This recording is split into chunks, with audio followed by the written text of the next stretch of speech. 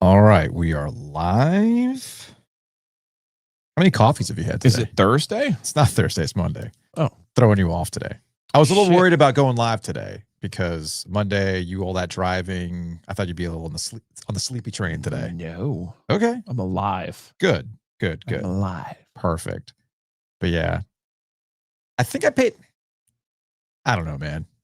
I kind of felt bad for Jacob because I'd already done the Enlo orientation. So it was like, buddy, we're here for you. So you need to pay attention. Yeah. Because between your brother, me and mom, like we can explain some things, but this is really for you. But I spent time. I got your favorite kind of hoodie. I got a zip up hoodie. I got an Enlo Eagle zip up hoodie. I'm excited. Since you claim they're not hoodies. Oh, the HVAC also was either low. It was very stagnant in the auditorium today. Oh, at Enlo. Oh, dude. So like the amount of axe just wafting. I had to get out. Like I needed air. I was gonna pass out. Whew.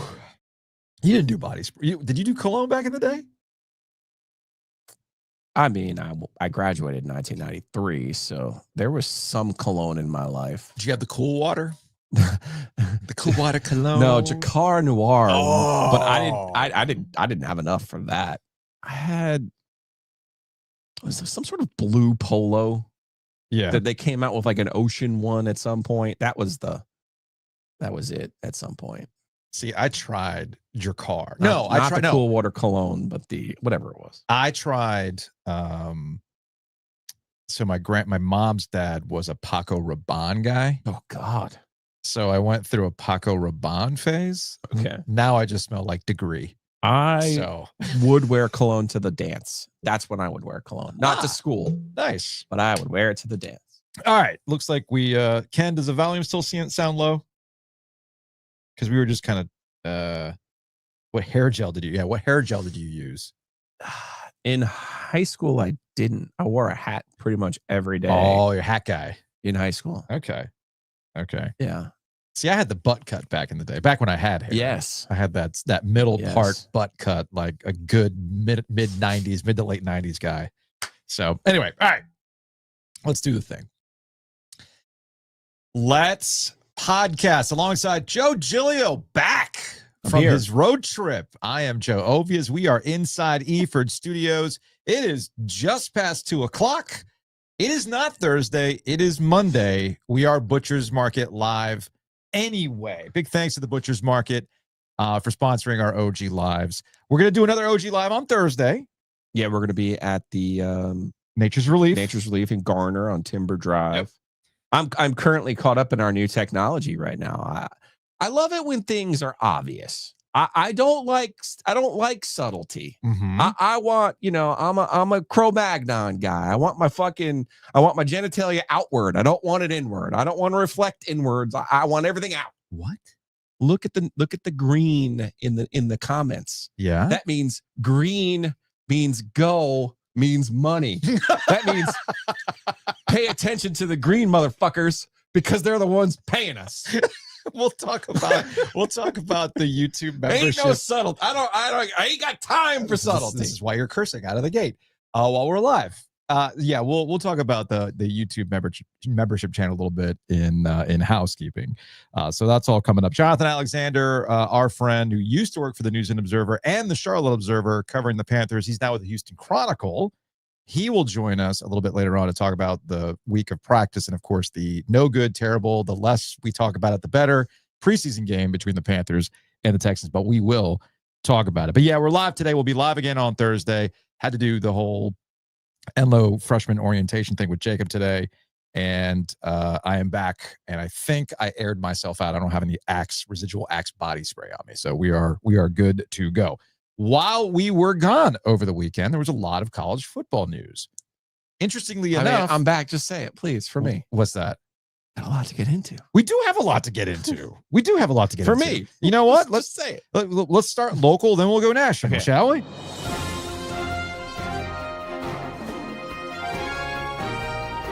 I cannot imagine having the opportunity 5 days a week to to watch what is happening with Bill Belichick. You got your contract? You got your Stephen Belichick contract? You happy now?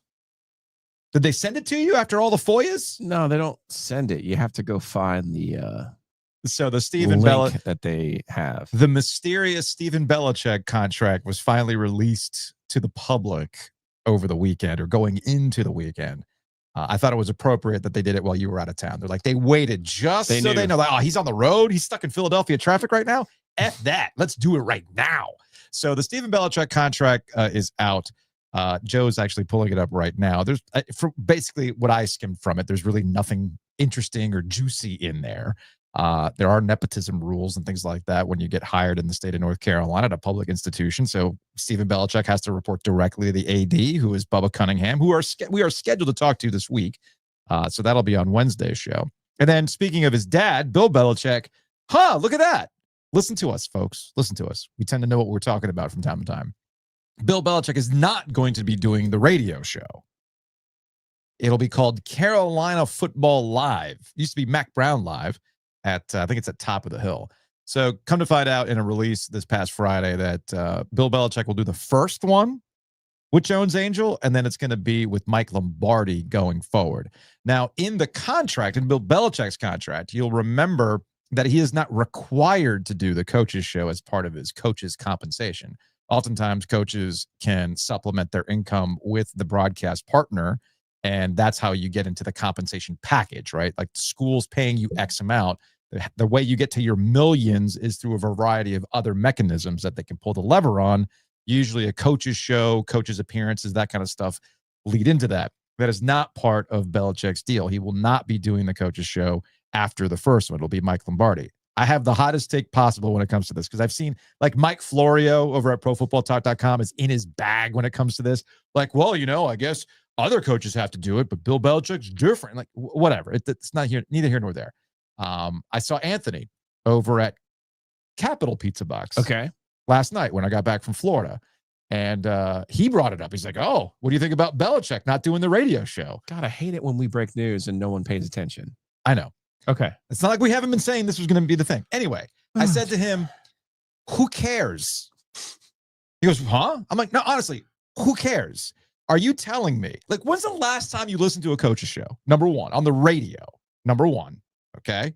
So that's question number one I have for people when it comes to this particular topic. When's the last time you listened to the radio version of a coach's show?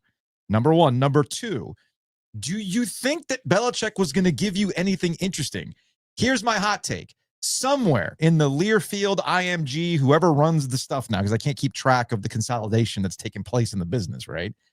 I bet you there's an exec or a salesperson behind the scenes going, thank God he's not doing that show, because he wasn't going to give you anything. Like Luke DeCock had a bar in a column a while back when he had the little Jones Angel. Oh, we're up here at Top of the Hill. Hey, Bill, what do you think of the specials? I'm not going to get into that today. Because that's what the Bill Belichick experience would have been on the radio show. I listened to the Carolina Insider pod that they did with Jones Angel. He wasn't all that interesting. So you're telling me that you're going to get insight from Bill Belichick on the radio show? The hell you are. So it was going to be a boring radio show. So I bet you behind the scenes they're probably happy he's not doing it, because they might be able to sell that radio show going forward. Just a thought. Something interesting might come out of it. But then I found out Mike Lombardi's doing it. Do we really think that Baghdad Bob is going to give you anything of interest on the radio show? Hell no. When they win, it's going to be the greatest thing ever. We're tough. We told you we're going to be tough. Attention to detail. We're here. And when they lose, they're like, there's nothing to see here. It's all good.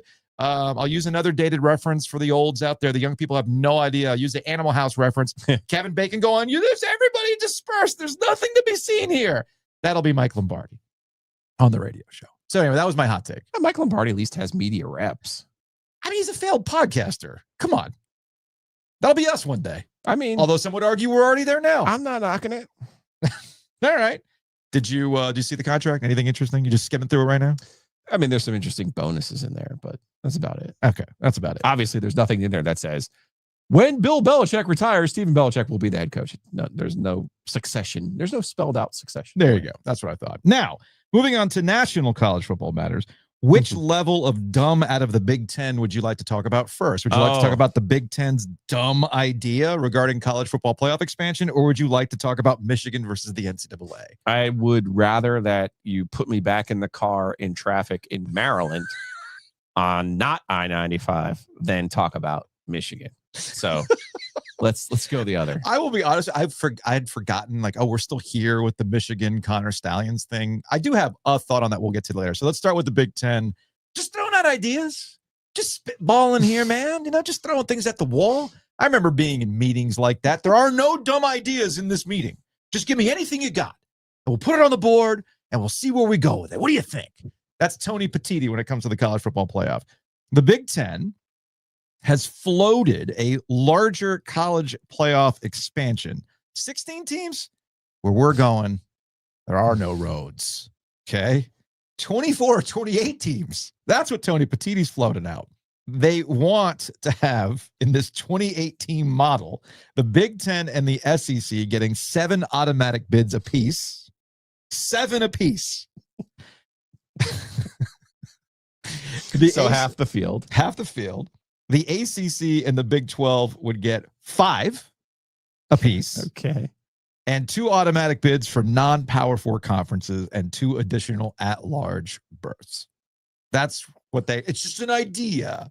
And Ralph Russo at the AP, he was like tweeting through it. He's like, I'm trying to make sense of this. And best I could do it, if you need a best I can tell ... then you need to throw the idea out. And why are we even entertaining this? But it kind of shows you the mindset of who's running college football now, right?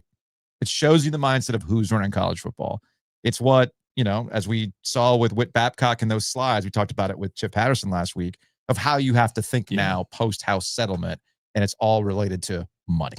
So I know there's going to be somebody out there who says, but Giglio, you're in favor of expanding the NCAA tournament. Mm-hmm.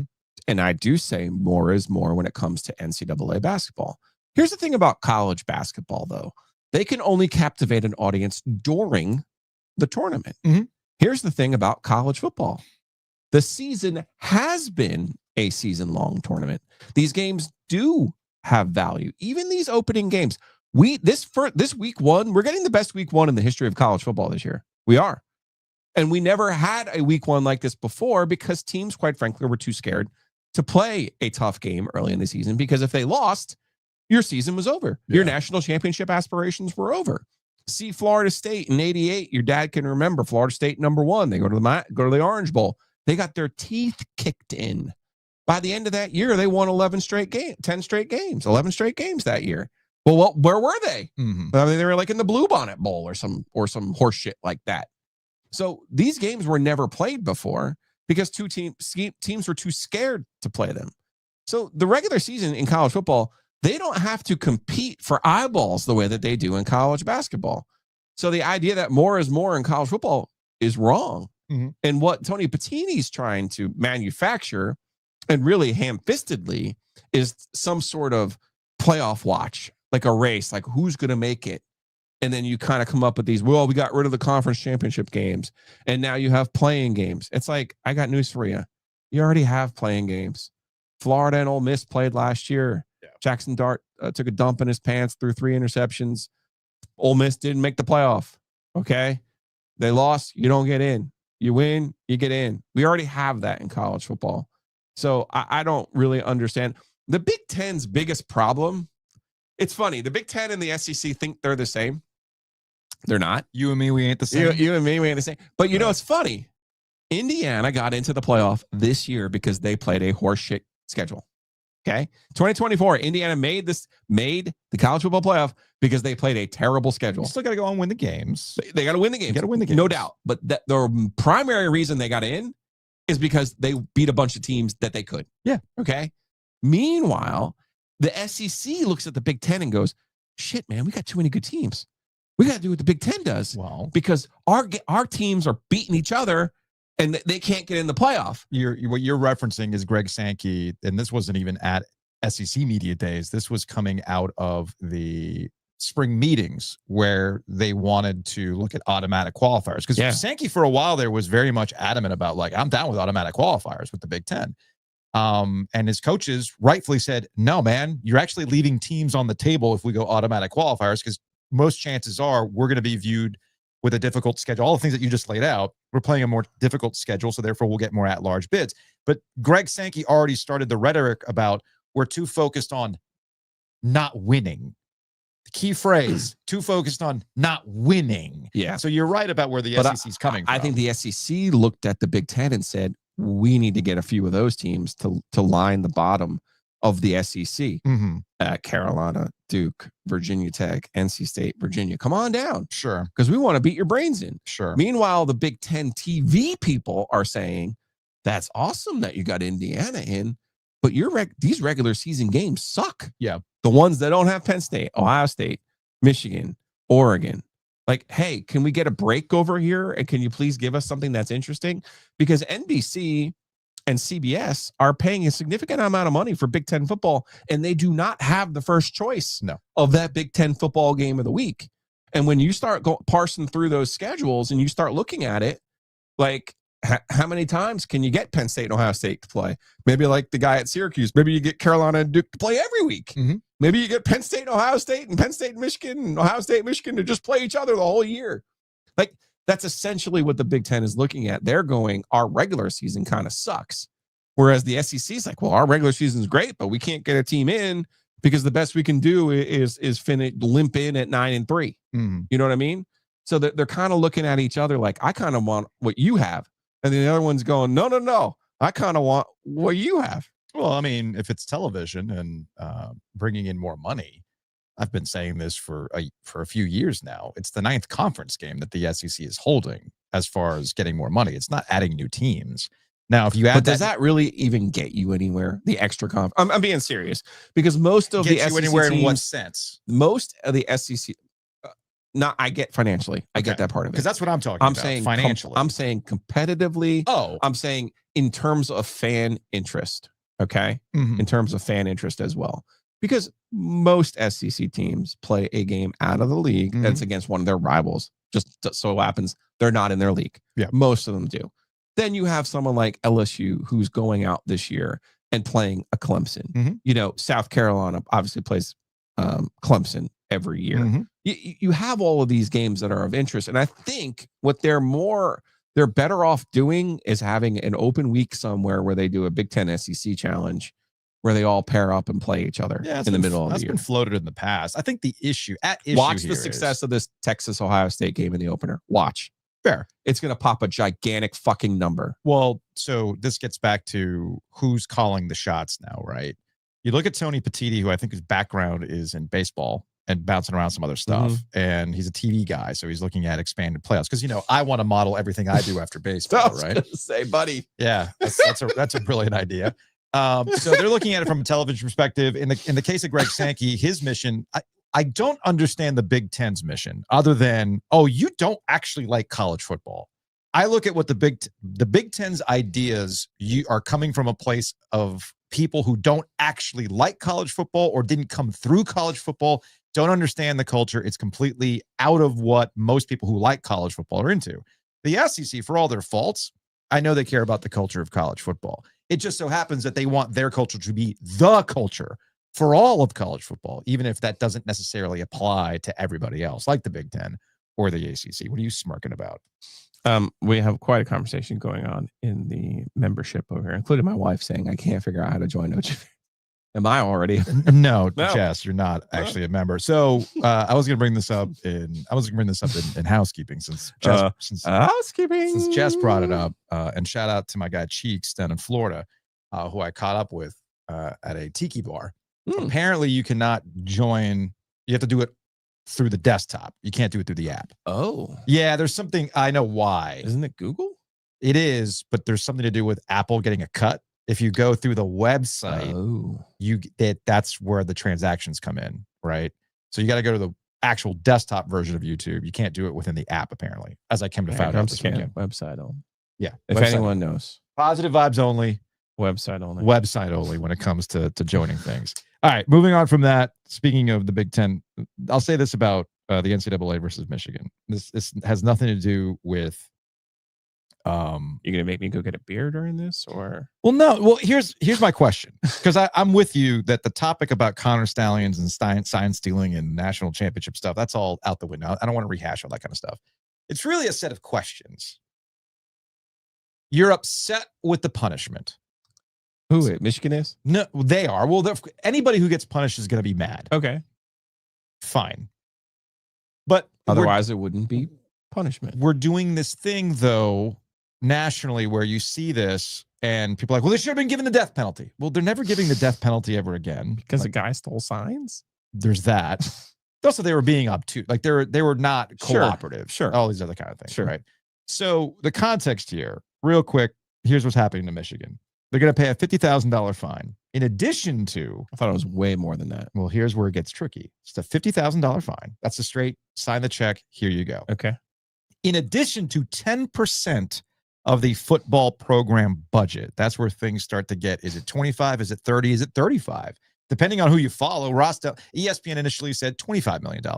Ross Dellinger comes in and says, no, it's going to be closer to $30 million. And I forgot who else came in and said, well, depending on TV and championships and all the good stuff, could be up to $35 million.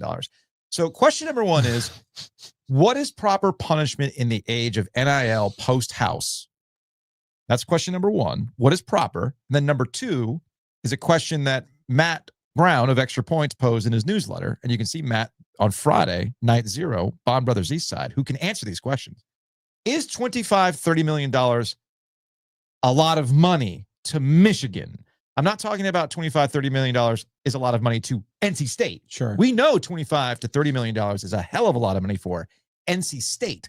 But we do live in a world where SMU is foregoing nearly a decade's worth of television money to join the ACC, and big money boosters are coming in to fill in the gap so they can stay competitive. So $25, $30, $35 million athletic budget-wise is a hell of a lot of money if you're most schools. But is it a lot of money to Michigan, who have big, deep pocket donors who can probably find the way to make that null and void? It's a complete and total folly that the NCAA is trying to exist in this world, in the new reality of this world. Okay. What the NCAA should do is dissolve. And then each sport should get its own commissioner, and each sport should run itself. And what I mean by run itself, they should come up with a way to rank teams. This is obviously everything other than football. Yeah. Okay. They should come up with a way that where they rank teams for their national tournament. They should run the national tournament. They should host the national tournament where appropriate at the sites. They should make sure the players are taken care of in that national tournament, and they should negotiate the television rights for that national tournament. That is all they should do. The idea that the NCAA can police anything in this age is a farce. Yes. It's a total. It's been a and farce. Complete. It was a farce, but it's even more of a farce. Okay.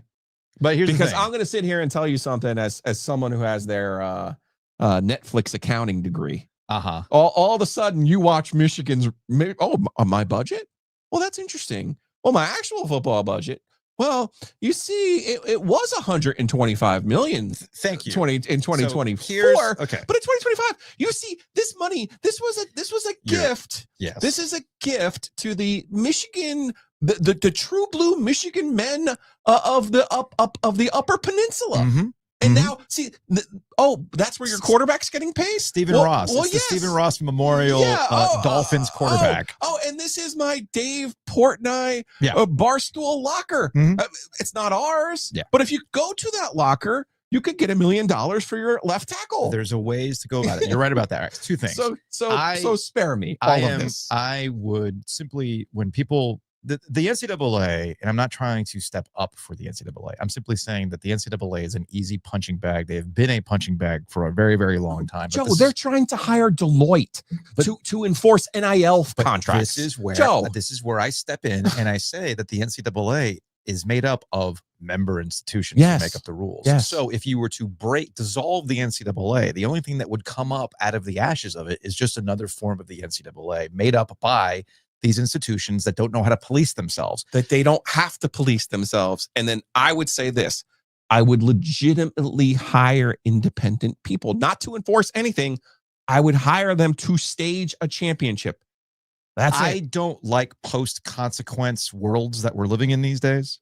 So the question about how do you enforce, what is proper punishment? I'm with you when it comes to the money. Oh, 10% of your athletic budget. There's ways to cook the books. Ways to cook the books on that. If you really want to get to the heart of a school to prevent these things from happening, like, because to Michigan, you ask most fans, oh, wait, so you're telling me that we still won the national championship. You're not taking that away. I still lived it. I mean, and we all understand that vacating national championships is another dumb thing because we all freaking watched it happen, right? Sure. So we all understand that vacating is dumb. You cannot. So how do you prevent people from going, well, fine, we'll cheat our ass off. We'll go win a national championship. There's nothing you do about it. There's only one thing you can do. It's a variation of what the NCAA should have done before we got into the post-house world, and that is television money. Back in the day, I would say, oh, you cheated? All right, you're off television. No death penalty. You're just off. You can play your games. You can take your home gate. You can do all that stuff. You can play. And once you get to the postseason, fine, we're good. But we're taking you off television. What's television in 2025, Joe? Aha! You stream that shit. Which somebody'd pick you up. So we get to where we are in 2020. This is what I used to think. Yeah. Okay. Now we're in 2025. You're right. What's television? Yeah. But you know what's still real? What? Money. You know what you do? Money's real, but the money's real. You know what you do? You don't get your television money. But how does a third party, to your point, which isn't even really a third party, enforce that? Come on. No one's going to sign off on that because then they know. If you want to actually apply, because the eternal question is, how do you properly punish in college? Because remember, in the old days, it was you were punishing schools for things that had happened 10 years ago, 5 years ago, or whatever, right? So wait a minute, you're punishing the new coach. Let's think about it. No, I know. You're punishing the new coach. You're punishing the players that had nothing to do with the scheme. They got to pay for all this stuff. You're actually doing a disservice to the players that are there now. You're doing a disservice to the coaches who had nothing to do with it. All right, so how do you punish the school, right? How do you punish the actual school? There's only one way. TV money. That's it. Maybe it's a percentage of the TV money. Maybe it's all TV money. I don't know. I got a better idea. You disperse that money to other member schools, like, hey, Michigan's cut now gets spread to everybody else. I'm just saying, there's got to be another way to do it. I got a better idea, and that is, let's make David Simon the commissioner of all college sports. Amsterdam, here I come. That's definitely one way of doing it. Housekeeping. Listen to that voice. Congratulations to our guy, Jonathan Rand. Yes. Oh, I was going to say, what got engaged. Our boo-boo. It's all grown up. I got questions. First one is, Jonathan Rand, congratulations. Got engaged. A day we never thought would happen. Never thought would happen. So we're like, I'm in shock. It's the big, I mean, honestly, it's the most Speak shocking. for yourself. It's the most shocking. I had faith. It's the most shocking. It's probably the most shocking news of 2025, all things considered. So that's number one. But does he still have the dart is the real question. So my first question is, that's true love. Are we invited to the wedding? If you decide to spend the rest of your life with Jonathan Rand and you're okay with the dart, Clara, that is true love. So are we invited to the wedding, number one? Of course. Do we? Okay, if that's the case, do we do a show? Yeah. Do we make him do a song? Yes. Oh, his own wedding song. Yes. When they, at the end of the reception and everybody's waving him goodbye, waving Brenda and Eddie goodbye. No, not Brenda and Eddie. Oh, wait, wrong decision. Got a couple of portraits from Sears. Is he driving off in the dart that says just married? Yeah, and are there Bojangles boxes strung along the back as he goes off? Bowberry biscuits. Yes. Right? Is that what happened? Clanking along. So, anyway, congratulations to Jonathan Rand for his engagement. Big thanks to Inovana for sponsoring Housekeeping. We got the Sports Podcast Festival coming up Saturday. It's finally here. Mike Archer is going to be joining us, former LSU head football coach, former NC State defensive coordinator. Maybe we can ask him, how do you punish schools now, man? Like, what would hurt you as a coach? It's like the worst. Like, what would you not want to see, right? So we're gonna have a good time with Mike Archer. Big Screen Sports get things started. 6 o'clock doors open. 7 o'clock things get going. We're gonna be on the stage, I believe, at 8. I think it's 8:30, man. Yeah, you got to 8:30. think of the children. I know. I saw that late start time, and I'm like, damn. Well, you know, you got to think We're about not going to have a future generation of you got to think OG about fans. you got to think about the West Coast OG fans. That's right. So we're gonna be on stage at 8:30, and then Split Zone Duo is getting things going at 10 o'clock. Going to So need a nap, sir. you might just nap right there, man. Sir. Especially after a couple of OG lights for sure.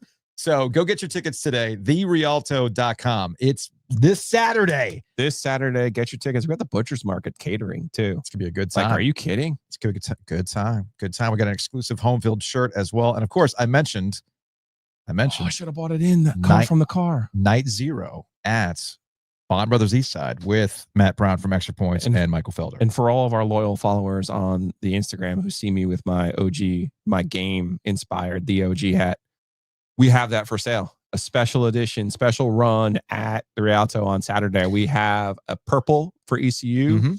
I'm not going to lie, the Tar Heel blue might be the best of the run. It does look good. And we have a red for the Wolfpack. You guys will, it says the OG, 5 stars only. Do you want me to give away the Butch Davis autographed framed picture? It feels like a test for me. Okay. Like, you know, Jesus had the desert and the 40 days, I guess. I don't know if I could last that long. I don't think the picture will last that long. You don't want it in here is what you're saying. Well, here's the thing. I guess I don't gamble when I'm in here. That's when I get my angriest, when I gamble or I miss a putt. So as long as it's not near me for one of those things, I won't smash it into. Got it. Because I was going to put it on the guest wall. No. So you'd be looking over us the whole time. No. No. So I'll just give it away. Perfect. We'll give it away on Saturday. Yes, we could give it away. I was going to say we could wait for the raffle because we have the golf tournament coming up, but I don't want to do that to my No, don't do that to people. Our golf people. Yeah. Maybe we just save it for the I was going to say maybe Ken would want it, but Ken's an actual Carolina fan, so he doesn't want anything Butch Davis. Probably not. Probably not. Mention OG fans. We are now on a YouTube membership channel. It's $5. Okay, man. If you're in green, look, we got my guy new Blind member Lemon Jello. Aaron. He's here. Yeah. He's got this. I saw we got our girl Mindy. Boom She Davis was on it. He's a YouTube member now. Yeah, Jessica Gilio too. Right. See that? David Richards. Well, I got questions about Robert. I got questions about Jessica. Hey man, listen. She wants to give us $5 a month, but she is not giving us $5.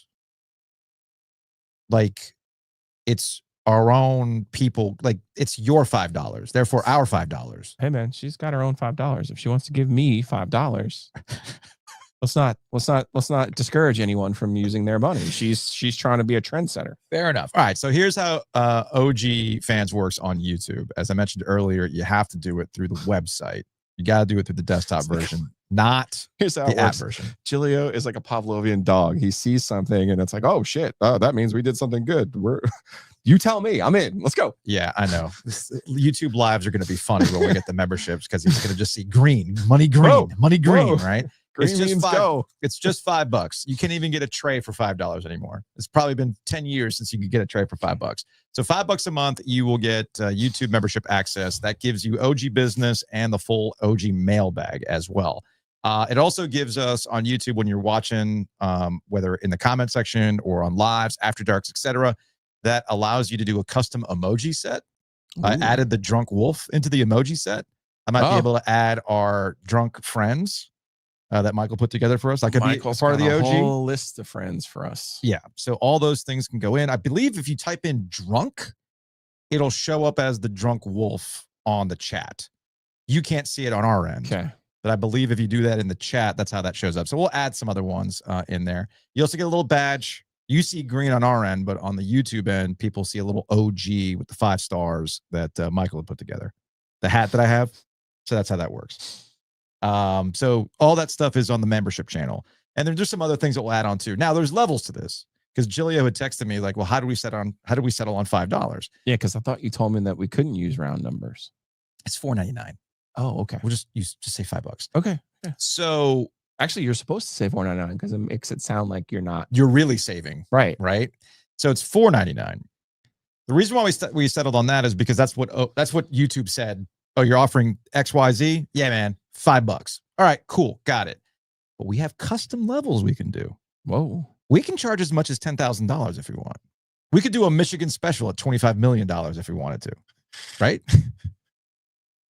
What are you distracted by?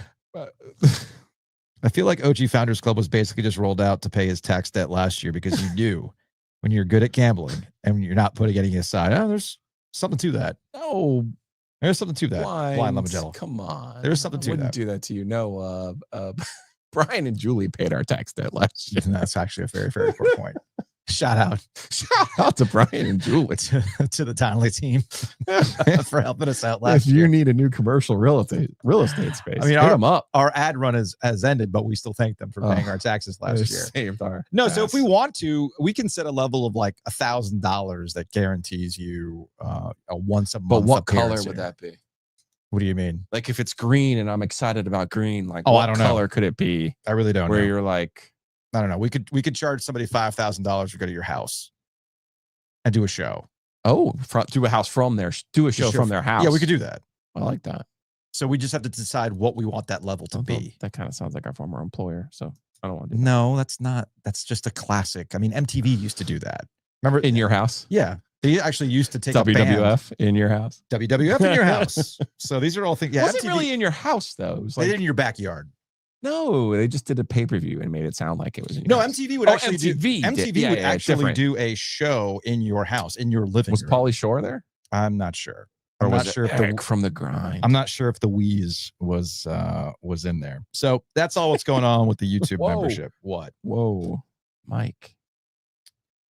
Yeah, you guys are obsessed with me shaving my head. We're approaching 10,000 subscribers. I never agreed to shave my head at 10,000 subscribers. I never agreed to that. I don't remember any of this ever coming up. That was a long time ago. Is this while I was gone? No, you shaved though. I was hoping you would have gone the full. Oh, Joaquin Andujar fucking. No, the reason why I test drove the Bissonette, the Biz look from the TNT studio show. Okay. Where he just was not clean shaven. He had the stubble along with the mustache. Yeah. Because I can't go full mustache. You did do the mustache one of your Movember years, and that was frightening. Yeah, I'm never going to do that. Yeah. The problem with doing the stubble with the mustache was that it made me look like I was 60 years old. So I'm not quite there yet. Thank you very much. So we'll see how that goes. You've got time. I mean, I might do it again. I might do it again for the Sports Podcast Festival. So that's what's going on with YouTube. Speaking of YouTube, I dropped by Happy and Hail today to get a smoothie to detox from all the rich food that I had while I was down in Orlando. And as we approach 10,000 subscribers on YouTube, if you are subscriber 10,000, where are we? I think we're like 40 away. Okay. We're close. We're close to it. So if you are subscriber 10,000, screen grab the fact that you're 10,000. Screen grab it. Okay. And then send it to us. We'll send you a Happy and Hail Black Card. That will give you 20% off for life. Let's take a break. Let's take a hockey break. Brought to you by Happy and Hail.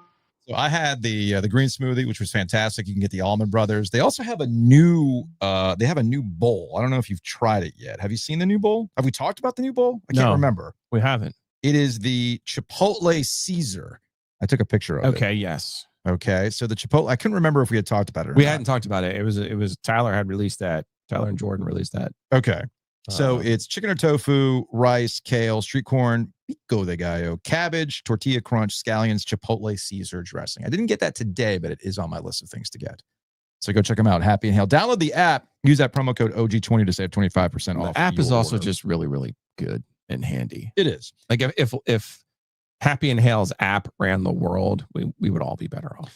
Also, big thanks to Roback. They've been dropping some bangers this week. You could tell the college football season's right around the corner because they're dropping all this new stuff for all of our local schools. Shouts to Glenn from Color Graphic. He goes, I've been saving OG20 for this very day. He goes, they finally came out with App State gear. And I was like, Vaya con Dios. Yeah, you man. got it. They got new App State gear. They got Wake Forest gear. They got ECU. The ECU one's pretty sharp. That might be in the queue. They've got some new polo designs that they've dropped for our Charlotte friends. They've got the CLT. They say you can't find the CLT. That's incorrect. You can find it on Roback. Roback.com. Use the promo code OG20. It's got little crowns. Crown City, baby. It's good stuff. So use the promo code if you have not used it yet, like Glenn over at Color Graphic, who was saving it. Now is the time. Or if you've already used it, maybe just create a new email. Just saying, use it that way. Big thanks to our guy, Matt Davis over at State Farm. Home, auto, save money. You might think you've got low insurance rates right now. You might think that. There's only one way to know that, and that is to call our guy Matt at 919-779-8277. InsureGarner.com is the website. All we are asking you to do is start a conversation and see how much money you can save with our guy, Matt Davis, over at State Farm. Wait a minute. Did I screw something up?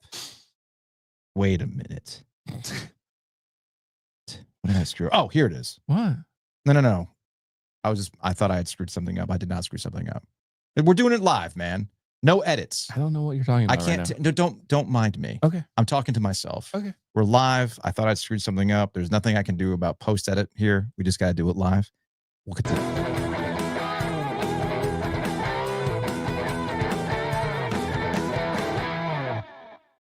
I love it when worlds collide, and it happened all last week going into Saturday. Houston Texans, Carolina Panthers. Jonathan Alexander, who used to cover the Carolina Panthers for the Charlotte Observer, now covers the Texans for the Houston Chronicle, and he's joining us on the Heister Automotive Group hotline. Jonathan, what up, man? What's up? Long time no see, guys. I know it has been a while. It's funny. I had texted you the previous week because we were doing this 25 sound bites that explain 25 years of Triangle Sports. And in my research, I kept seeing your byline in the N&O. And I texted you. I was like, hey, man, it's just, kind of funny. And then I didn't realize, oh, that's right. Houston and Carolina are playing this week. And you got to see the joint practices. So let's start with the joint practices before we get to what everybody got to see on Saturday. The preseason game. Joint practices are all the rage. People will tell the enlightened football knowers will tell you, well, coaches say this is more valuable than preseason games. So I'm going to have more takeaways from the practice. And from your perspective, watching the Texans practice against the Panthers, what did you see on the Panthers side? Yeah, I mean, there were a few things I saw because I paid a lot of attention to the Panthers defense, which is, I'm sure we'll talk about a lot. Number one, I like Mike Jackson. I think their secondary is going to be good with J.C. Horn and Mike Jackson. Mike Jackson covered Nico Collins, and he did really well. I thought their linebackers were good. They stopped the run pretty well. I mean, when the Texans got to the second level, but man, that defensive line is terrible for the Panthers. Outside of Derek Brown, who got hit really bad on one play, they're just bad. And I think they're going to struggle. And you saw it in the preseason game as well. C.J. Stroud had way too much time in the pocket for a team. There was one touchdown, and it's on video too. C.J. was just sitting in a pocket. He could have ate a hot pocket while he was waiting. During that time, could have fixed him something else, and then finally threw it to Nico Collins after what felt like an eternity for a touchdown. I mean, the secondary is good, but the defensive line is just terrible. If you can eat a hot pocket, you got to think about that, Jonathan. That's a great analogy because that's not a turkey sandwich. No. That's not even peanut butter and jelly. You got to let it cool. You got to let that molten fucking lava meatball cool. You can't just jam that thing in your gullet. You got to be on the injury report. That's a lot of time. Yeah. That's a lot of time. Yeah, it was bad, man. But outside of that, I did like how their secondary looked. Okay. And they revamped it. So what you're saying is Panther fans need to focus on the secondary this upcoming season. I guess they'll be getting a lot of work too. So It's interesting. Not that I'm immersed in the Houston Texans here, but we kind of saw how things went for them from week 10 until they got to the playoffs, right? Where defense was holding that thing up, but offensive line play has been an issue. And I guess it continues to be an issue. And that affected CJ Stroud's play along with some injuries at the wide receiver spot. So if you're telling me that the Houston Texans that are in rebuild mode for the offensive line look pretty good against this defensive line, that's a problem, right? Yeah, absolutely. I don't even know how to properly judge the Texans offensive line. I mean, because they looked great, but at the same time, they were terrible last year. And even though their offensive line is different, they replaced them with a lot of second tier players. So has this offensive line change helped the Texans? Are they all of a sudden elevating their game? Is their new offensive line coach that good? Or is the Panthers defensive line just that terrible? I really don't know the answer to it, but the Texans offensive line was just horrendous last year, and they look a lot better so far. Jonathan, where is the Texan fan base on CJ Stroud? I have some theories about where everyone nationally is, but where is the Houston fan base on their franchise quarterback? I think they still support him. I think they look at last year as a fluke year and blame it primarily on the offensive line play because CJ Stroud was sacked the second most times of any quarterback in the NFL. So I think they've given him a pass for last year. He wasn't even terrible last year. He just wasn't as good as his rookie year. And you expect that elevation. But I think Texans fans still support him. Now, they're still crazy about other things. Like they got mad at him for wearing the Seattle Mariners hat to the game. And he was wearing it for passion purposes. And then some radio guys got upset with him. It's 2025, man. Like 2025. How have people not figured out that people just wear hats for fashion purposes, man? He said he had a hat. He has a hat for every team. He put on the Astros hat, and it just didn't go right with the fit. So he put on the Mariners hat. So it was as simple as that. But people were up in arms. Of course. But you know, what were you gonna say? I say this as somebody who has gambling brain rot, and I'm sure that you get a lot of this, Jonathan. Who's healthy? Who's not healthy? Who's looked good? Who hasn't looked good? Who would you take in the 6th round as the Texans' 3rd receiver? I know you get a lot of that. I know you do. But my theory on CJ Stroud is not that he was quote unquote bad last year. I think you have it right. He was not as productive as he was as a rookie. I think the real problem people have with CJ Stroud last year was he wasn't a good fantasy quarterback. Yeah. Because I agree with that. He was this super surprise as a rookie. Nobody you probably got him on the waiver wire. Of course. You know, you're harder than the Chinese alphabet because you got this pickup quarterback when no one else wanted him. And now last year you probably took him in the 4th or 5th round, and you're like, this guy's gonna take that sophomore jump, and all of a sudden he's 20-12, which isn't bad. His completion percentage was the same. His yardage was off by 4,000 yards, but I guess it's fewer games for sure. His yards per game were significantly down, but it just seems to me we have like this idea that somehow CJ Stroud struggled last year because he wasn't a good fantasy player. Do you agree with that? No, I agree with you because, to be honest with you, a lot of the opinions of fans, and especially fans that aren't fans of the Texans, but still some, are shaped by national voices. And national voices naturally cannot see every game. They cannot study every game, so they don't exactly know except what they see on the stats. And I think they've really shaped how the opinion of CJ Stroud. But you look at the NFL top 100, and his peers still respect him. They still know what he can do. He had like a few really bad games where he was sacked like 7 or 8 times and pressured more than 50%. But those are really bad games. And I think, that is a lot reflected in how the national, observers view him. But I don't think it's totally correct. So, from our purposes, there's always a curiosity in what CJ Stroud is doing because he's forever going to be compared to Bryce Young, who you got to see during practice and in that preseason game. And the impression that we've been getting from camp reports out of Charlotte, like when I text with my guys at WFNZ, and what you saw, I think Kyle Bailey had referenced the fact that you said Bryce Young was looking pretty good at these joint practices. We didn't see it on Saturday, but I have thoughts on Saturday. So let's focus on what you saw in the joint practices and who he's working with. What did you see out of Bryce? Yeah, I mean, in the joint practices, for one, I thought the offensive line held up well for the most part. I was thinking Ike Ekwonu was going to be demolished because the Texans' defensive line is one of the better defensive lines in the league. But they held up. They gave Bryce some time, and he found some of his receivers. I saw 2 beautiful throws to Xavier Legette. Now, the Texans had a rookie on him, which I did not understand, 3rd-round rookie on him, and he just made him look terrible. Marston. But real quick about that. I'm glad you brought that up.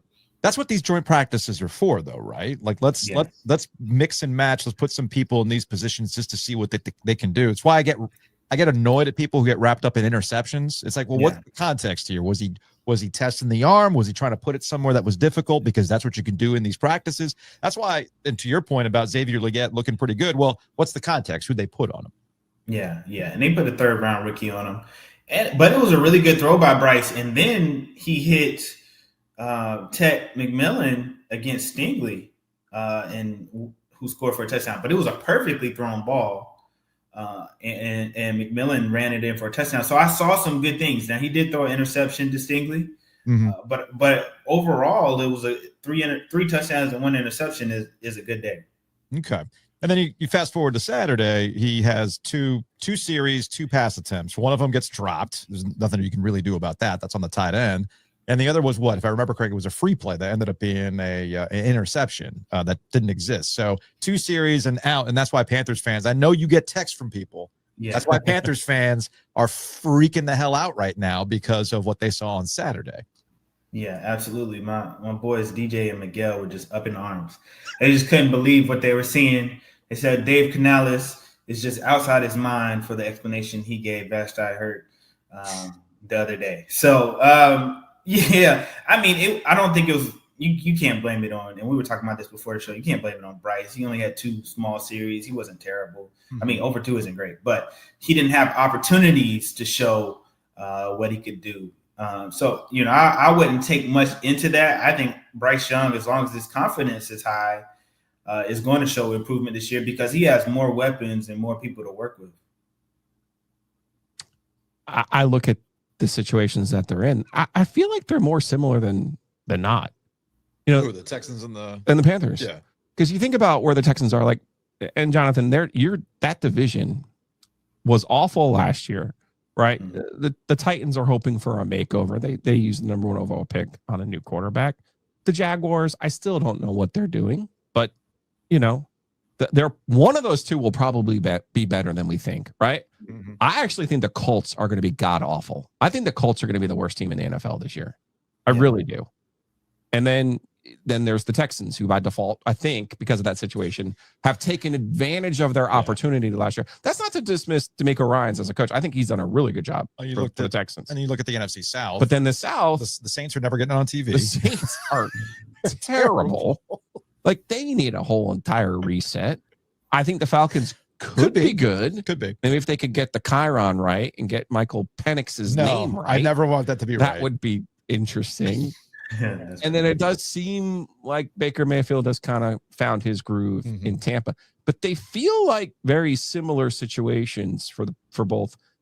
And I should say opportunities. Yeah. Because Houston has taken advantage of the opportunity. Obviously, the Panthers haven't. Yeah, I mean, I agree with that. I mean, I think the Titans will be better. I think Cam Ward is much better than what Will Levis was. Whatever they had last year. Whatever they had last year. I think he's totally and completely legit. Yeah. Oh, absolutely. He looks great. I think the Jaguars, to me, I don't know. I mean, Trevor Lawrence being healthy could help them, but they're still a team who has underachieved tremendously, hasn't drafted well. I think they'll struggle too. And yeah, I don't think the Colts quarterback situation is so interesting with Anthony Richardson and Daniel Jones. I don't think they could. I don't think they'll be good either. Despite, I think this is Chris Ballard's last year. But yeah, it's a similar situation to the Panthers in the NFC South, where they could easily, but not. I don't want to say easily, but their divisions are open. And that could get them into the playoffs if they show improvement, if they do the right things. And I certainly expect the Panthers to be a little bit better. I see them as a 500 team, and I see the Texans kind of being similar to where they were last year as well. Yeah, man, it's been a while since you've been here, and I think your friends are probably on the right track expressing the frustration with this franchise in Charlotte. And that all you're really after a preseason game? I think the thing is, I agree with you that it's just a preseason game. Let's not freak out. I think we have to adjust what the expectations are supposed to be for the Panthers, and that is just look like a middling football team. We're guilty now. Let's not. I know we gave the stat to the I know Pro Football Talk guys and that. I know the Barstool guys. I know they're supposed to get to the Super Bowl because of how things have played out the last 2 times they were in the Super Bowl. It's fine. I get that. But if we're being realistic about it, that defense is a problem, as we've described. But I think really what we're asking out of the Panthers and what people need to readjust while we're in like hopium season here They just be a middling football team. Don't look embarrassing like they did at the beginning of last year. Right. Look a little bit more competent. And I know we can pick apart. We do this all the time, Jonathan. We'll pick apart the wins and overinflate them, and we'll look at the losses and try to find the positives in them, like they did with Kansas City and the Eagles last year. And without that proper context, you're just thinking, well, we've turned a corner here. It's not that simple, man. It's just not that simple. No, not at all. I almost feel like as long as they don't have to give up the farm, which they may have to, I almost feel like they should go after Trey Hendrickson. Aren't you? Given the problems on the defensive line. Yeah. Yeah. That's the biggest problem. And he would help instantly improve their D line, but I don't know what it would take to get him. And you don't want to give him a huge contract, being that he's, I think, 30 right now. But I think he could instantly help their defensive line. Jonathan Alexander, Houston Chronicle. All right, man. Well, we appreciate you jumping on, catching up with us, and describing the Panthers defense in such dramatic terms. I'm really instilling some hope and confidence into Panthers fans going into the regular season. Yeah, sorry, guys. All right, man. It's good catching up. We'll talk to you later. All right. I appreciate y'all having me.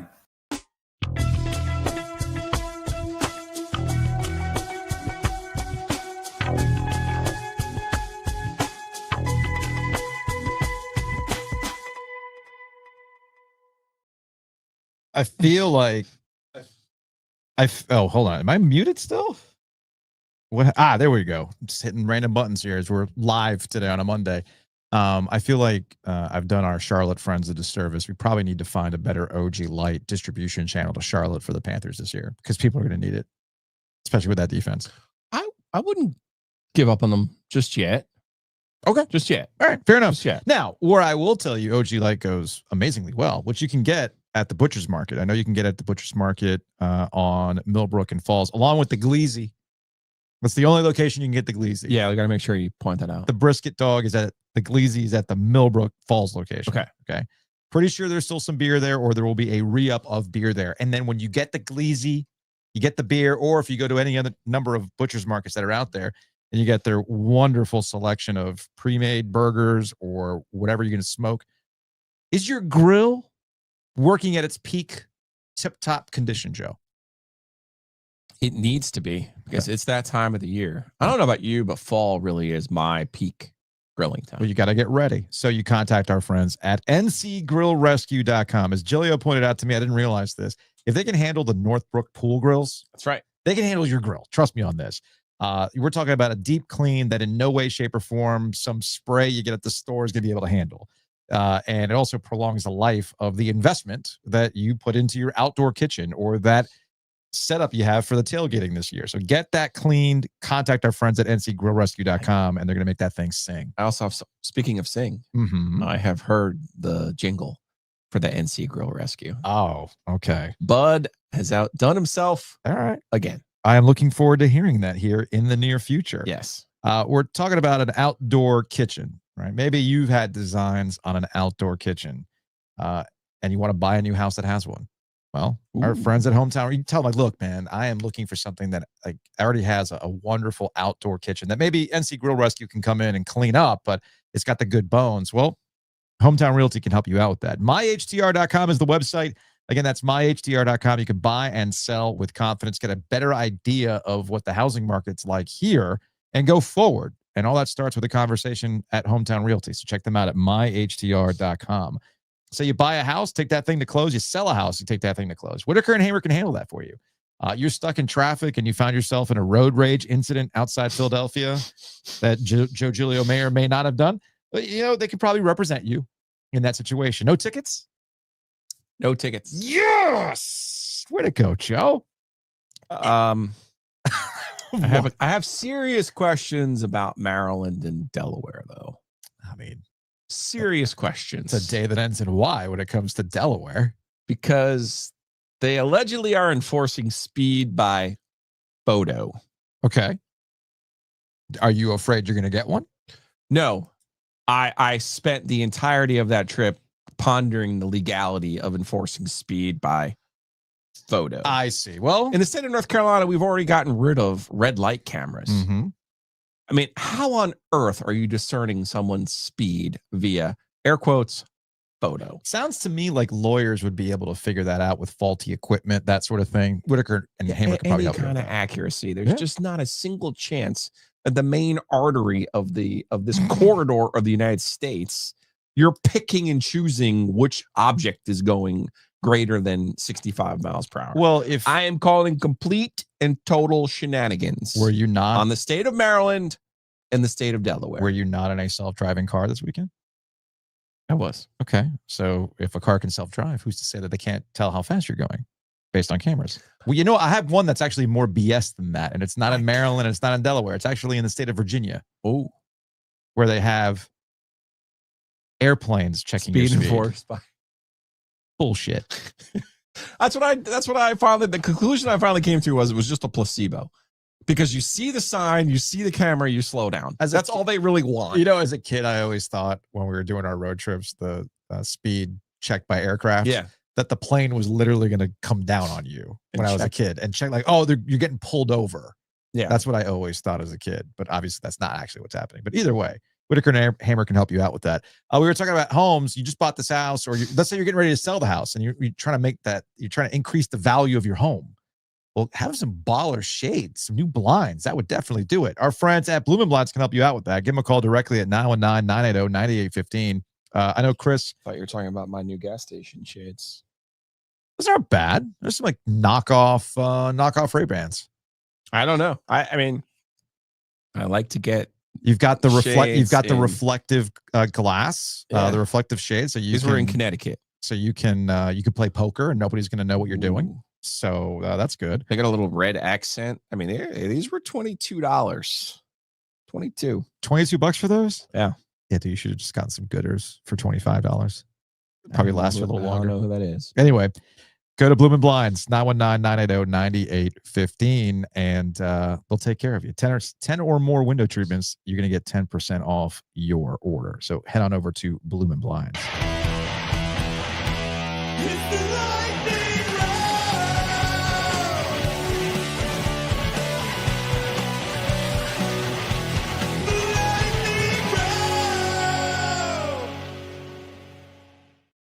I've missed Zeus in a bra.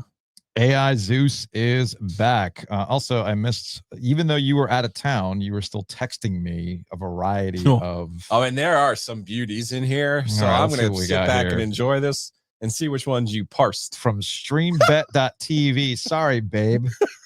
But I blew our life savings on betting German real life Angry Bird. That was the best part, was the caption of this one. Blew our life savings. Sorry, babe. Hey, babe. So, aber jetzt hat er's.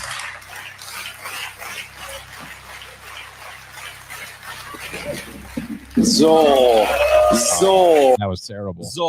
So yes, if you're watching on YouTube, if you're not watching on YouTube, they're using Angry Bird plushies, and they've got blocks set up with the pigs. And well, here's my question, without having watched this show. Is there the ability to get the pig or the bird that does the homing? Because that's a thing. You could pay extra. Ooh. You know, they started doing those microtransactions. I don't know if I'd be good at that. I liked Angry Birds Space. That wasn't bad, but I was not a very good Angry Birds player.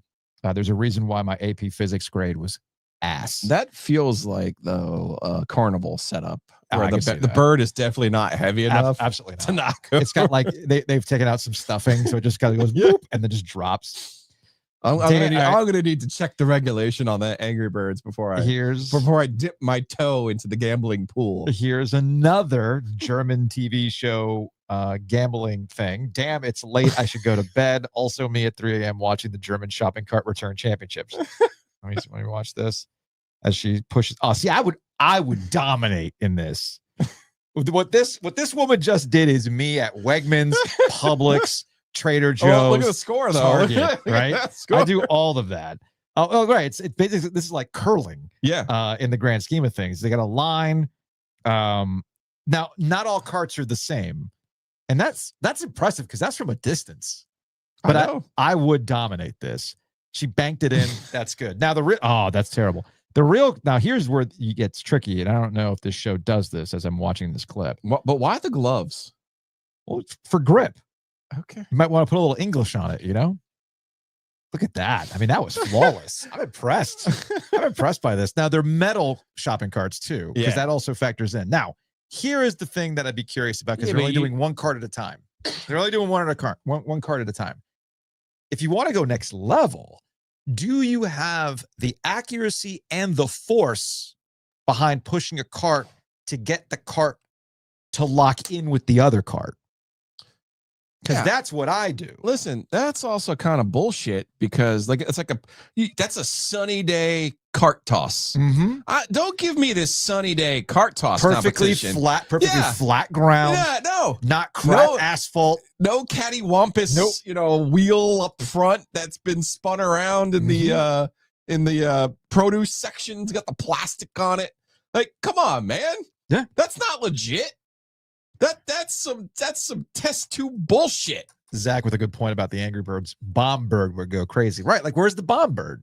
I need that in the Angry Birds thing. But yes, I feel like, honestly, I know we're doing a golf tournament and it's sold out. I feel like we could actually do a shopping cart return. An OG shopping cart return tournament.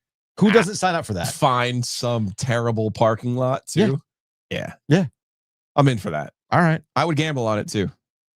All you people who ask, would Gileo gamble on this? The answer is always yes. Can we get Kenneth to agree? No, because we don't want to let us use Butcher's Market shopping carts, because they're the smaller ones. But you're saying, but that gets even dicier with the smaller ones. You're saying though to try to tie it into one of our corporate champions. I see what you're saying now. See what I'm saying?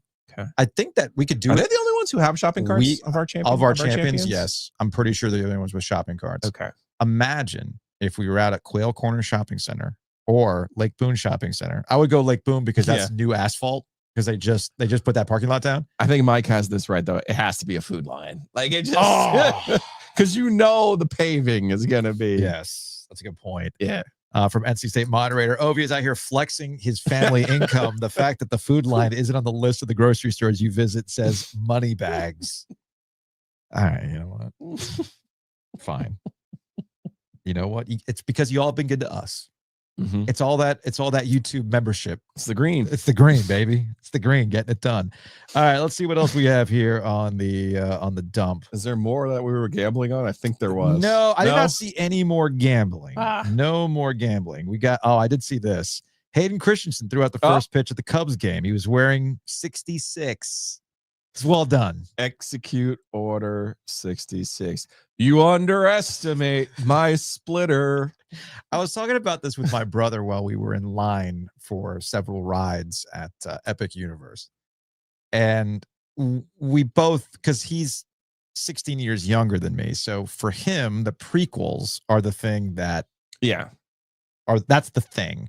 And Caleb, who now works at Bricks and Minifigures downstairs here in the Eford building, was berating my brother. He's berating his uncle for taking such poor care of his prequel era original Legos. He's like, Tio, do you know how much that Naboo starfighter goes for? He's like, I don't want to know. He's like, it goes for, like, in pristine condition, goes for like $3,000. He's like, I don't want to know. Right? So my brother had all that kind of stuff, but we've lived long enough that Hayden Christensen has completed the cycle where he went from wooden acting, you underestimate my power, the whole I hate sand, and now that man is beloved. Mm-hmm. We got there. Because you got to have your own nostalgia. I was thinking about that. There was a little youth out downstairs with these Jordan 1s on, and I'm like, you guys need your own shoes, man, because you can't be nostalgic about Jordans if you're like 5 when you grow up. Yeah, maybe they'll be. That's the thing we're nostalgic about. You gotta get your own shit. Yeah, maybe they'll be nostalgic. Listen, little kid, get your own shit. Fair enough. All right, what else we got here? Pure Athletic. We got. What is this one? Oh, you said it was reacting. Yeah, sports parents involved. This one's in a little bit travel more serious. sports. I feel like maybe. Okay, let's see what we got here. Travel a lot for being non-professional athletes. I never even thought to sit my parents down at that young of an age and just be like, Mom, Dad, we got to hit the road. If you believe in me like you say you do, then you'll be excited to take the only 2 days off of work you get per week and travel to a different part of the country and watch me, your son, lose by more than you thought possible.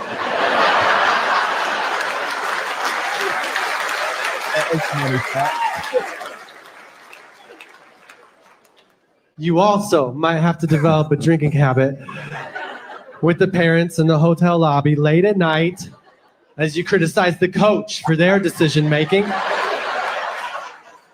Because there's no way it was your kid's fault because they have your genes and you almost played varsity 2 times. If not now, then when, Dad? I'm almost 7. Sure to me, because we went to Greenville for softball and we got slacked. Oh, okay. Basically, those guys are doing what we do. They're just reacting to a social media bit.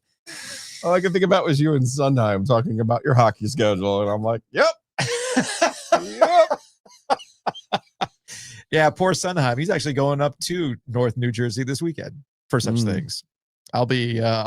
Hey, look. At least when I go, at least I'll be in Charleston for some. I make the decisions here.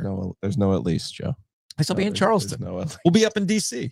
You know, for a tournament. Going to Salt Lake City. It'll be a great time. It's gonna be a wonderful time. I'm going to Buffalo in February. Who doesn't want to be in Buffalo in February? Joe? That's where I'm going to be. I'm excited about this. Heal thyself, doctor. It's fine. It's fine. He's only 14, man. He's only 14. All right. What else did you send me? More Bill Belichick Games with Names podcast. You don't hear this one? What is this? Funniest Bill Belichick moment shared by NFL legends? This one's too long. Okay. That was too long. Okay. Fair enough. That's like a 12-minute clip. No, it's not always. That's all you sent me. Get out of here. Let me go back here. Let me see here. You sent me a David Hale thing, Alabama's QB room. That's not another gambling thing. No. That was just, this is a fun fact from David Hale. Alabama's quarterback room ahead of the Rose Bowl in 2023 included Jalen Milroe and 4 guys who are now Power 4 starters. That's a fun fact. Ty Simpson at Bama, Dylan, Lonergan at BC, right? That's how you pronounce his last name? We didn't talk to him at kickoff. Eli Holstein at Pitt and Julian Sayin at Ohio State. That's one hell of a quarterback room.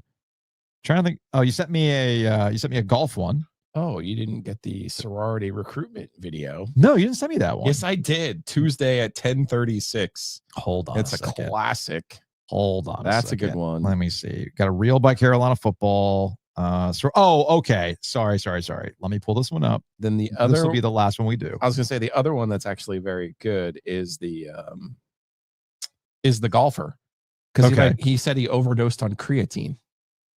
That's a thing. I had no idea. He 4-putted from 5 feet, and after the round, he's like, "Yeah, I overdosed on creatine."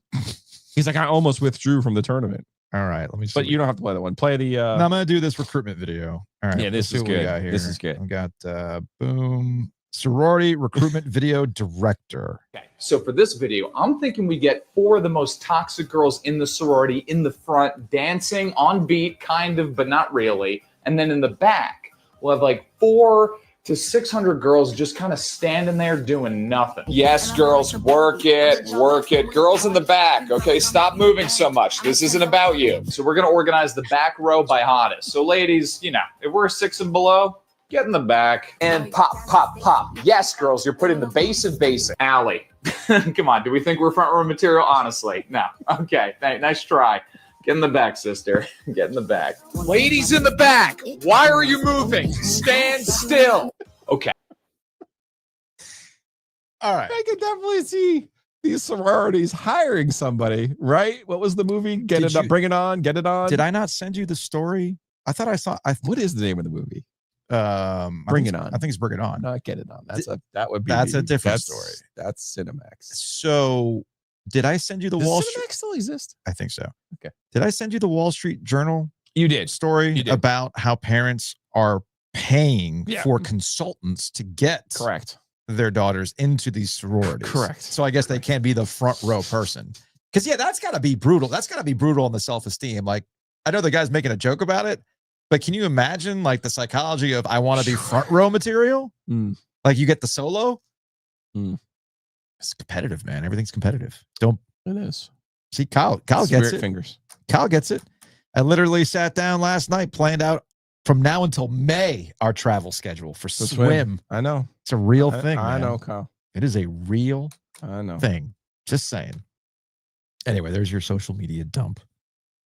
I cannot wait to see what Chilio sends me throughout the week. Should be a good time.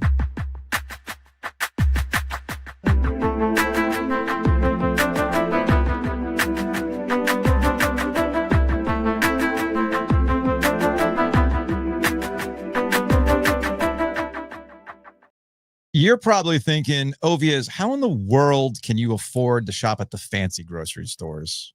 I didn't realize Trader Joe's was fancy. How in the world? It's bougie. Fine. How in the world can you afford to do all this travel hockey? Folks, it's called refinancing and taking out a bunch of money. That's how. Credit cards. That's how. I'm up to dead in my eyeballs. Okay. Now, I'm making light of it, but it's a real thing, man. Credit card debt's a real thing. You can look up Wall Street Journal and any number of outlets that'll tell you what the average or median amount of credit card debt that families are holding on to right now. And I'm included in this. It's a lot. But you know what? Those credit card debts and the interest rates that go along with it, it's a hell of a lot higher than your home. And what you can do with Miller Lending and consolidate your debt by refinancing today. And you can contact Miller Lending at 919-447-3377 or go to millerlending.com/theog. That'll take you to the landing page. Take that thing to close. You're going to get a Raleigh Wine Shop gift basket and a rowback.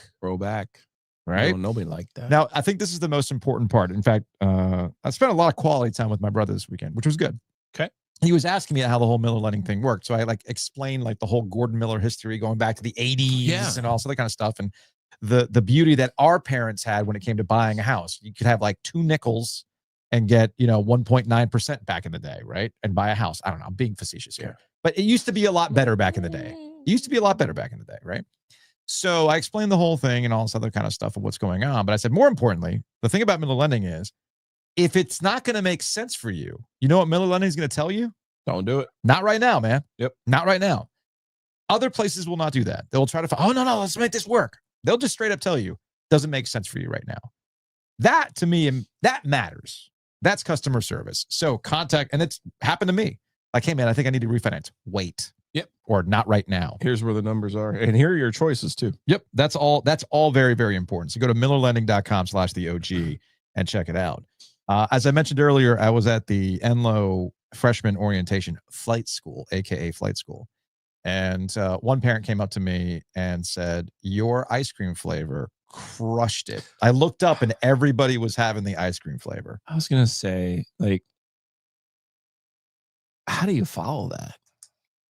Actually, if you're Jared, how do you not make that? Well, see, Jared's smarter than us. I get that. Jared's so smart in that, they're doing the All-Star series right now. Yep. They're bringing back some certain stuff. Yeah. And including the peanut butter cookie. And little did I know that we're going from these gut bombs that we're creating to, well, here's Jordan Stahl and his daughter, and they have food allergies. And we worked to make this flavor so that she could enjoy the ice cream. And it's gluten-free, dairy-free, all this other kind of stuff. I'm like, Jared. You started hearing Sarah McLachlan and you were like, man, why he's so good at this? You're playing at my heartstrings and now I want to try this flavor. Jared did it again. But that's Two Roosters for you. They're in the community. They're out and about. They get it. And that's what I love about Two Roosters. It goes beyond just the ice cream, right? They're just good places to hang. I was at Greystone. Our guy, Chris Clark, turned 50 the other day. Oh, happy birthday. Join the club. Yeah. He's SNL age as well. Mm-hmm. And Jaws. And Jaws, yes. I forgot about Jaws. I was on Martha's Vineyard. A lot of 75 I bet. shirts out at Martha's Vineyard. How many did you buy? I resisted. Okay. I resisted. You're much better than me this weekend. Yeah. And so I was hanging out with Chris, and we were at Greystone at the Bottle Rev, and you're seeing all the kids hanging out. There was an ice cream social that was taking place for Ravenscroft. I had done an ice cream social for the hockey team last season too at a Two Roosters. Just a good spot, man. It's just a good hang. Oh, so Greystone's their home base. Yeah. Yes. Yes. Yeah. So check it out. tworoosters.com and find out more. Big thanks to Mosquito Authority, Pest Authority. It's gross. Yeah. We had that 1 week of decent temperatures, but it's back to gross. We had all that rain, mosquito prime breeding time. So go to bugsbite.com. You can bundle and save by going to Mosquito Authority and Pest Authority. So check them out. bugsbite.com. Let's get out of here with some Hey Joe, shall we?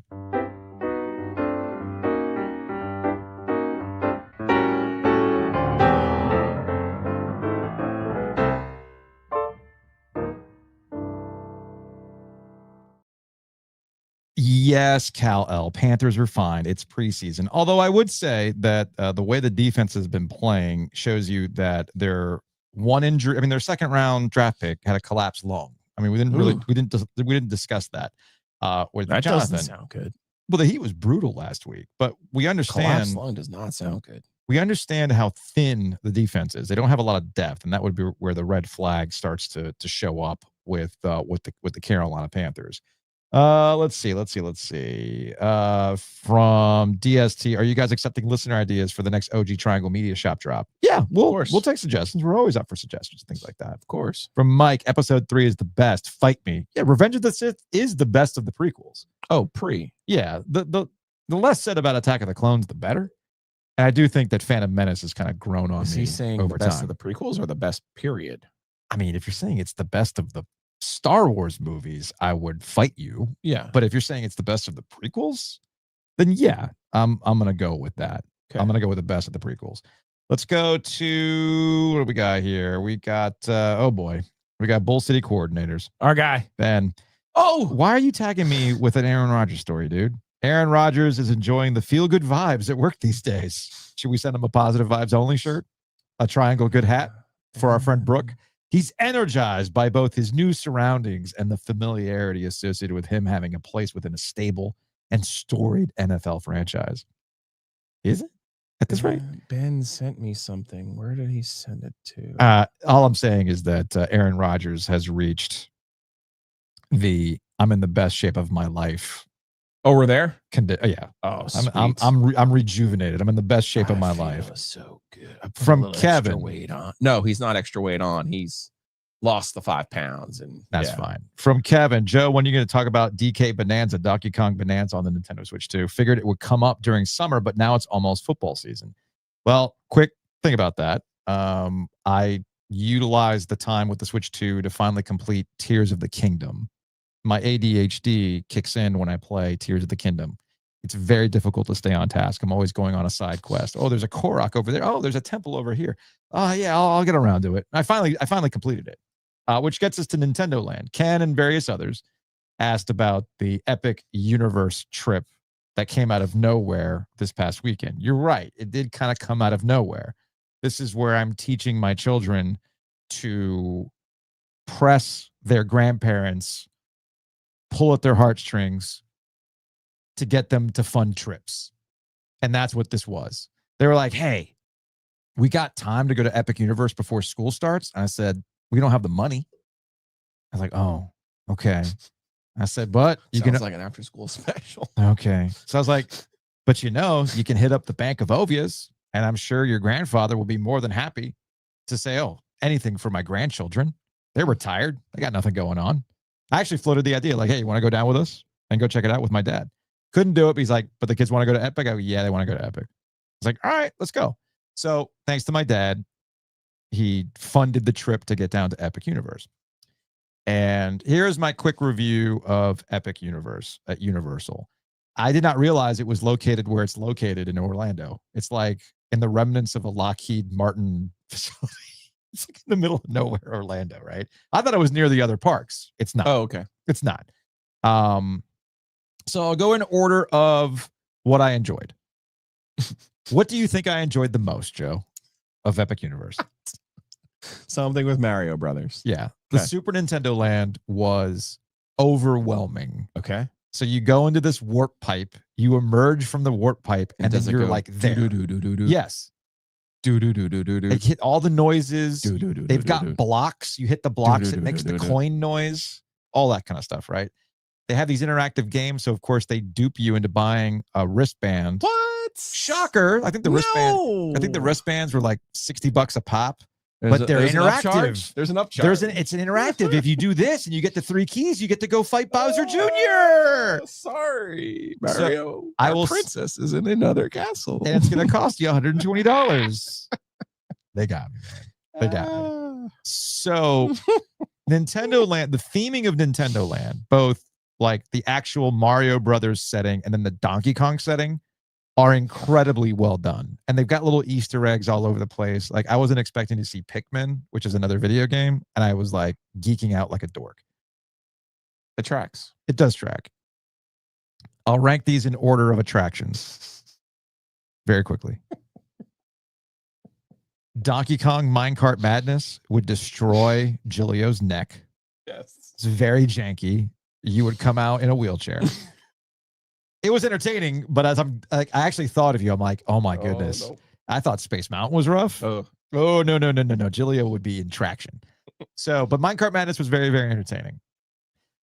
Mario Kart was disappointing, unfortunately. I was slightly disappointed because they put it's almost like Buzz Lightyear's Space Ranger spin. They put you in a cart. You don't get to drive the cart. It's on a track. It does some spins, and they put these AR glasses on. The technology just isn't there yet. So it's projecting video game characters onto this visor as you look around. It's not VR, it's AR, it's just augmented reality. So it's projecting the characters onto the visor. However, it's kind of dizzying. I didn't throw up, but I was close to it. Okay. What are you laughing at? What are you laughing at? you're amusing me right now. Okay, good. I amuse you how? Am I a clown to you? And then the Yoshi rides for little babies. It's fine. Second, we go to the Wizarding World of Harry Potter. Very well done. I was kind of confused as to why I was in France instead of London. But then they explain when you go on the Ministry of Magic ride why it's there. I will say the theming inside the Ministry of Magic ride is incredible. I'm not a Harry Potter person, but I could appreciate what they were pulling off. The ride and the animatronics in the ride, I thought it was a real dude. Whoa. Like, I thought they were real people doing things. I'm like, oh, wait a minute. That's an animatronic. Pretty incredible. I sent you the clip that Harry Potter is just Star Wars, right? Yes. Okay. It is. Then I did the, are you familiar with How to Train Your Dragon? So they have a themed land for that. Isle of Berk. Never seen the movies, but it's incredibly well done. Good restaurant.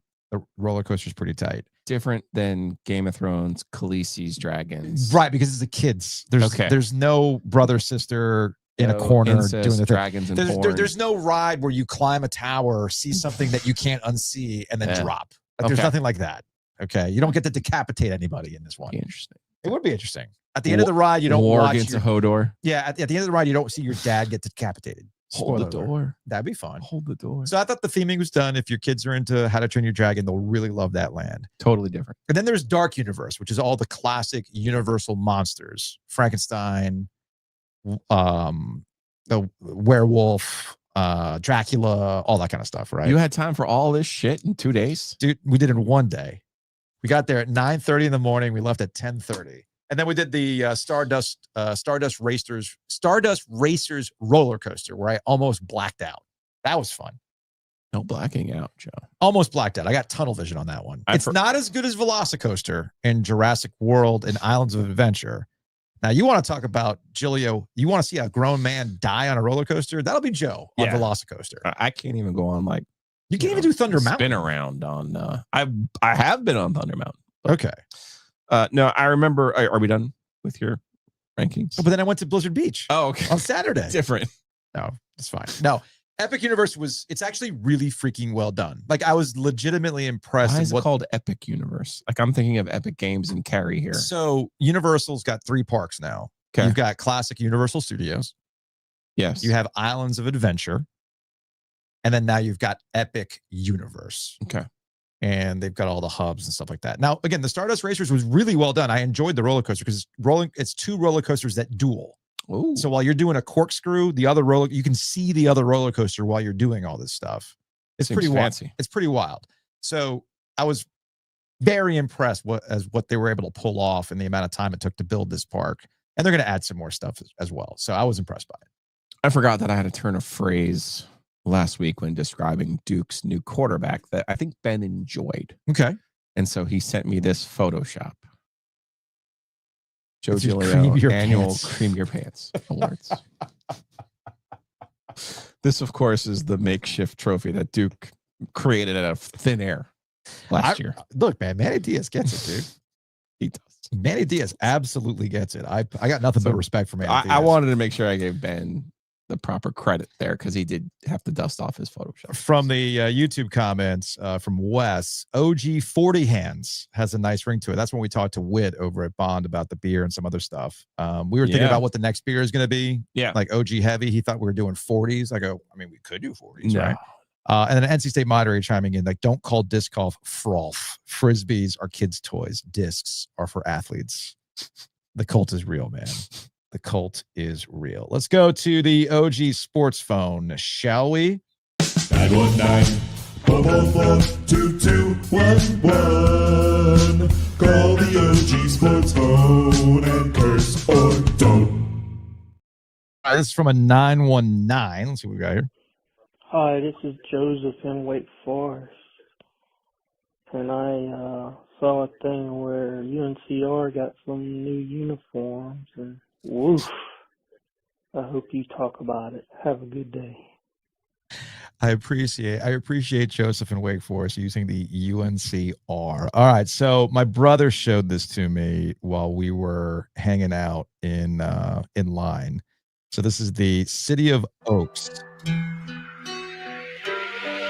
Okay, I'm not going to play the music because I don't want to get flagged. No, it's a good narrator, though. Oh, is there a narration? Yeah. You can feel it in the energy of our streets. Okay. In the hum of innovation and the warmth of our people. Raleigh isn't just growing, it's leading. A city where ideas become breakthroughs, where technology changes lives, where dreams take flight. But what makes Raleigh truly extraordinary isn't just what we build, it's how we live. Did you see the Cheese Queen cameo? Abby Lampy was in that. Oh, she was holding the cheese. Good. I love that. Nice little cameo there. Here, that's right. NC State legend, Wolfpack Pro J. Cole. I mean, hey, he showed up for Dennis Smith. Christian community go hand in hand. This is a place where work inspires and life fulfills, where innovation meets heart. It's more than a city, it's home, a place where the future is bright. And the Wolfpack is helping to build Raleigh, the city of Oaks.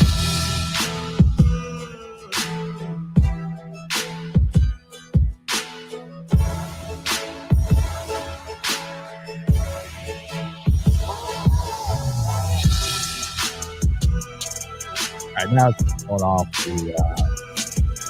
the form and all the details and everything else like that. It's a cursive NC State script with a little acorn at the end of state.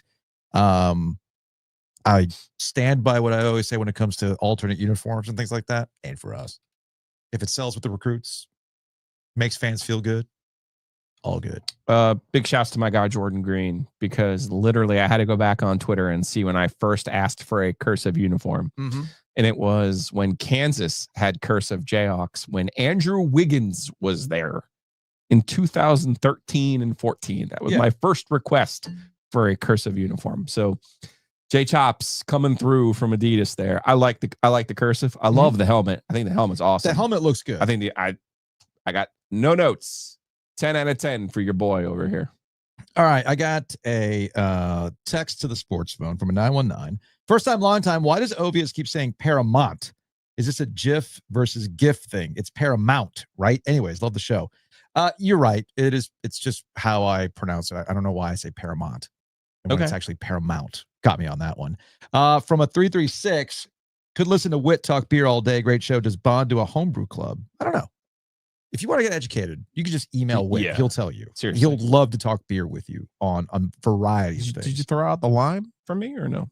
I did. Okay. I did. That's in discussion. Well, he already makes an Italian beer that I really enjoy too. Yeah. But if you want to go lime, we can go over there and we can test drive it for next summer. Either one. I'm All right. down for either one. And then we got one from Cam. Word on the street is, this is related to NC State. Word on the street is that Jonathan Paler blew out his knee in a scrimmage last night. This came in on the 15th and is done for the season. Any truth to that?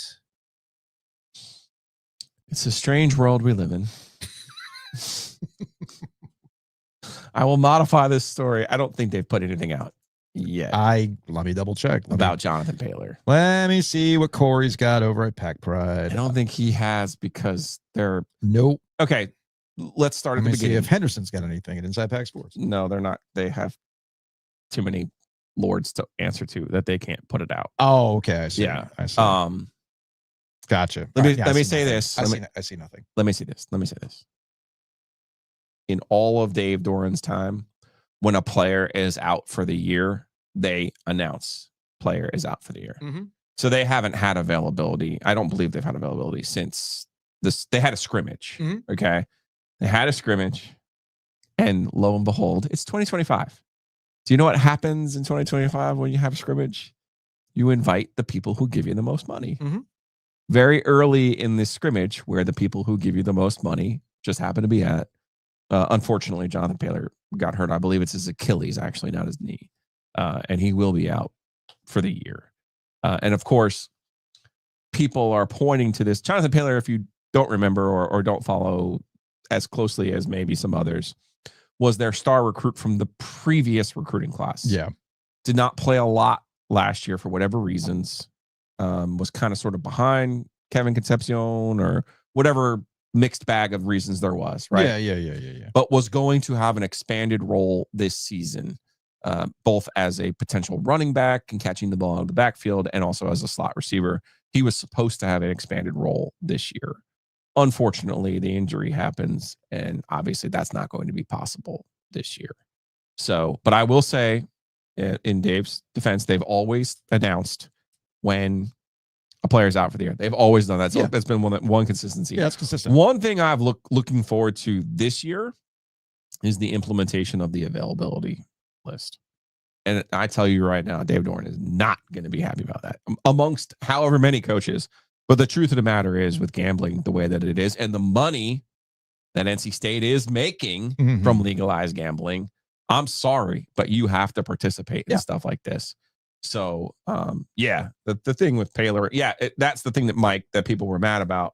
Naheem had seen Paylor in the offseason and said, and even tweeted like, hey, this guy's going to have keep an eye on this guy. Paylor, because and our friend JC Zemble's always told me that Paylor is built like Naheem, has a step like Naheem, maybe not the full sprinter speed, but is a guy who could have a little bit of wiggle and could have been an explosive play guy for them. So obviously they're disappointed, and it's one of those deals, and you hope with an Achilles. That's tough. Yeah, it's tough. That's really tough. So, but it's funny because they're not putting it out, and obviously Corey and Henry, everybody knows, they all know, but they can't put it out until NC State kind of signs off on it. But to your point, my biggest takeaway from this is the money has put you in a position. We're going to talk to Bubba Cunningham about the current state of college athletics, him stepping to the side as AD at North Carolina and what he has left to accomplish until that happens and what he's going to be doing next. He's not leaving UNC. He's just going to a different role. And I think part of the reason why he's in that different role, and we can talk about this a little bit too, because of Whit Babcock, AD at Virginia Tech, who gave a Bond villain. He finally gave his presentation, his deck, because we can't say PowerPoint, it's a deck, And he said, I was looking at Twitter real quick, and he said, I don't know how much long. I don't plan on doing this for much longer, based on my own ability to do it, or you guys getting tired of me. But we need to get going on some of this stuff. And part of that is the boosters being treated like they matter. They do. And you have to give them something tangible in return for the money you're asking them that goes beyond just wins and losses. Right? You do. Yes. And that's why NC State is doing concerts. That's why. And look, I got thoughts on that we haven't truly explored yet. We can probably bounce off that a little bit on Wednesday after we talk to Bubba. I'm going to be curious to see what he has to say, because I don't think this is out yet, but they're going hard liquor at Keenan this year. They've not done that before. At UNC. Yeah. Okay. I don't think it's out yet. They have that at State or no? Hard liquor. They do have hard liquor at basketball games. I don't know. Right. I don't know, but this is for general. This is this is going to be. Yeah, you're right. This is going to be in my understanding is that the blue zone and premium seating areas will have things like high noon and other liquor based items. You have to do that. now because the expectations of going to games is different, and you also have to find different revenue streams because not everybody drinks beer. No, especially the youths. And maybe that's what we do next. We don't do a beer. Well, our friends at Nature's Relief can help on some of the other fronts. It's time to drop an OG breh. A Gilio at Nature's Relief live. 50 milli. You ain't doing beer? We got you. A milli. We have OG, dude.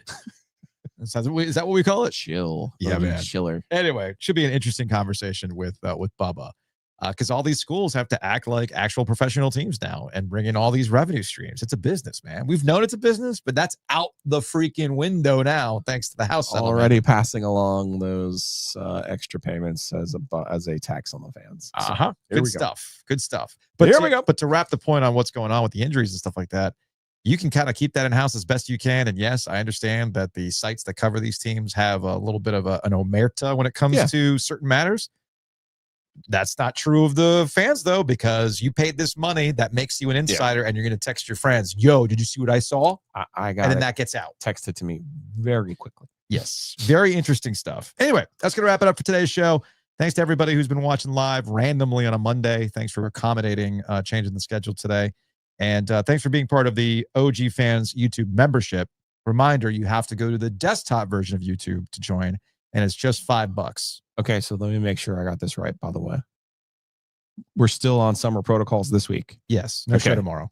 No show tomorrow. Wednesday, Thursday, we're live at Nature's Relief, Timber Drive, Garner. Mm-hmm.